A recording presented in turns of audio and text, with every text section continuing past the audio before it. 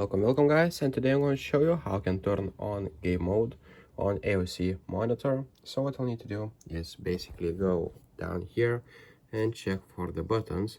So the first button is to turn off the monitor. Second is the menu button. Other two is navigation buttons, and this is the exit button. So let's go and click on the menu button, and as you can see, this LCD setup will show up. And now what we'll need to do is use our arrows and basically go to game setting, as you can see right here, and click on the menu button again.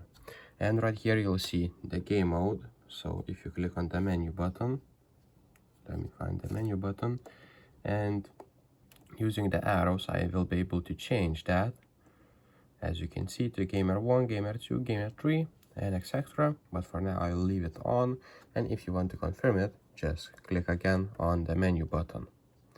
And for the other settings, for like game color, you can select and edit the same way.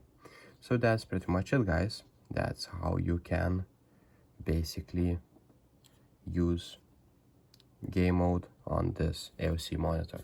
So if this video was helpful, please make sure to subscribe to Guide to Everything, comment down below for the algorithm, and see you in the next one.